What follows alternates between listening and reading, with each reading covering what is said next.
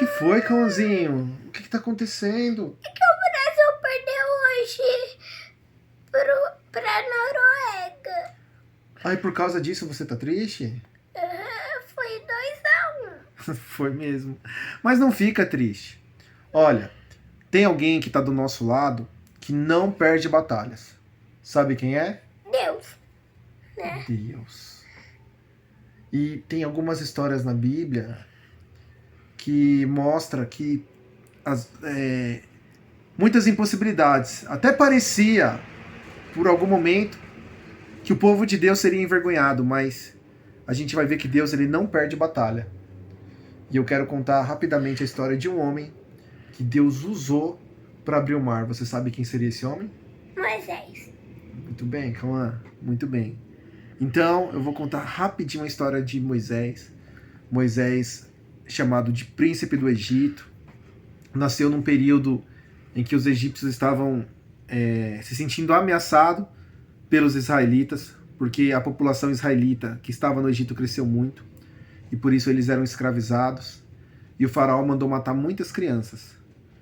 Diante desse decreto, Joquebede, mãe de Moisés, ela coloca Moisés num cesto, num rio, e manda sua irmã ir observando esse cesto até ele chegar na filha de Faraó, que adota Moisés. E Moisés ele acaba crescendo no Egito, aprendendo a sua cultura, aprendendo a sua escrita. Só que tem um momento que Moisés ele vê dois hebreus brigando. Na verdade, ele vê um egípcio machucando um hebreu. E ele fica irado com isso e mata o egípcio. E depois ele vê dois hebreus brigando. Ele fala: vocês não podem brigar, vocês são irmãos. E eles falam para Moisés: por quê? Você vai nos matar igual você fez com o egípcio? Então ele, sabendo que as pessoas já sabiam o que ele tinha feito, ele foge para o deserto. E Moisés, que já tinha cerca de 40 anos, Cauãzinho, ele vive mais 40 anos no deserto, você acredita? E aí, num belo dia de sol, Moisés estava lá no deserto, pastoreando as ovelhas ali do seu sogro, Jetro, e dentro de uma sarça que pegava fogo e não se consumia, Deus aparece e fala com Moisés. E dá para Moisés uma missão. Você sabe qual que era essa missão de Moisés? Libertar o seu povo. Lembra? Lembrou? E aí Moisés, um homem que se sentia inseguro, que achava que não tinha habilidade com palavras, se via gago muitas vezes, ele, designado por Deus, chama seu irmão Arão, vão até Faraó. Então dois homens avançados em idade se apresentam diante de Faraó com a ousadia de Deus para pedir para Faraó deixar libertar o povo. Para libertar o povo. Faraó, claro, endureceu seu coração, não permitiu, achou aquilo um desaforo. Mas cada vez que Faraó desobedecia, Deus mandava uma praga sobre o Egito. Por exemplo, uma vez os rios viraram sangue. Outras vezes, Deus mandou uma quantidade enorme de moscas, de piolhos, de úlceras. Deus mandou gafanhotos e muitas outras coisas, totalizando 10 pragas. E por muitas vezes Faraó falava: não, clama ao seu Deus para ele parar com isso e vou permitir que você possa liberar o povo para o adorá-lo. Só que quando Moisés orava, Deus cessava a praga, Faraó voltava com a sua palavra. Sabia, Cauã, que na nossa vida, senta direitinho, que na nossa vida tem muitas pessoas que às vezes prometem coisas para nós e não cumprem, pessoas que faltam com a sua palavra, mas o Deus que a gente serve, a palavra diz que, a Bíblia diz que a palavra dele não volta vazia, que ele é fiel em tudo. Sabia disso? Tá bom. Então a gente vai caminhar aqui para a conclusão, resumindo bastante. Cada praga, Deus ele envergonhava um deus egípcio, mostrando que a soberania, o domínio era dele. Então, por exemplo, um deus muito poderoso no Egito era Ra, o deus do sol. E Deus, para envergonhá-lo, mandou sobre o Egito 3 dias de escuridão. Então isso era algo tremendo, né?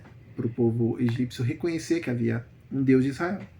E na última praga, onde morrem muitas pessoas, os primogênitos dos egípcios, Faraó libera o povo. E o povo consegue ali sair do Egito, sair dessa vida de escravidão. Só que quando eles estão andando pelo caminho, pelo deserto, o Faraó em algum momento ele volta atrás mais uma vez com a sua palavra, pega todo o seu poderoso exército e decide ir atrás do povo de Israel para trazê-los de volta como escravos. E chega num ponto chamado Pi-Hairote, em que Moisés e o povo chega, que está de frente para o Mar Vermelho. De frente para onde, Cauã? O Mar Vermelho. Tinha saída no Mar Vermelho? Não. Não tinha. E o exército estava chegando, eles estavam ficando com medo, porque eles voltariam para a vida de escravidão deles. Mas aquilo que pareceu uma derrota, Cauã, se transformou num grande livramento, porque, como eu te falei, o Brasil pode perder uma partida de futebol, mas Deus, o Deus que a gente serve, não perde batalhas. E aí o que aconteceu? Deus deu uma direção para Moisés.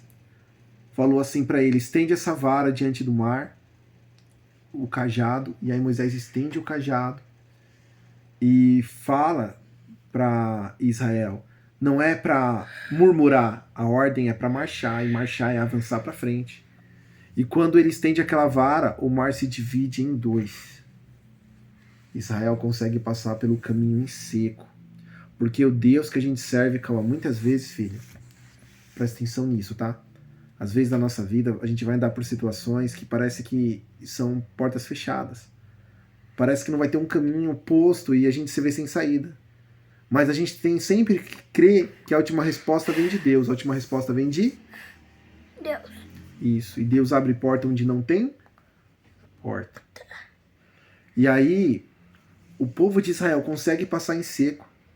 Faraó vem logo atrás com seus cavaleiros, tentando alcançá-los. Mas a Bíblia diz que Deus fez com que essa passagem dos egípcios se tornasse mais difícil. E as rodas dos carros deles quebravam, atolavam. E Israel conseguiu atravessar em segurança todo esse caminho do Mar Vermelho. E quando Israel passou, Deus fechou o mar. E muitos egípcios morreram. Muitas pessoas ficam correndo atrás de outras por vinganças, por motivos errados. Elas ficam perdendo tempo com isso e jogam a sua vida fora, ao invés de viver os seus propósitos e viver tudo aquilo que Deus tem. Sabia, filho? Sim.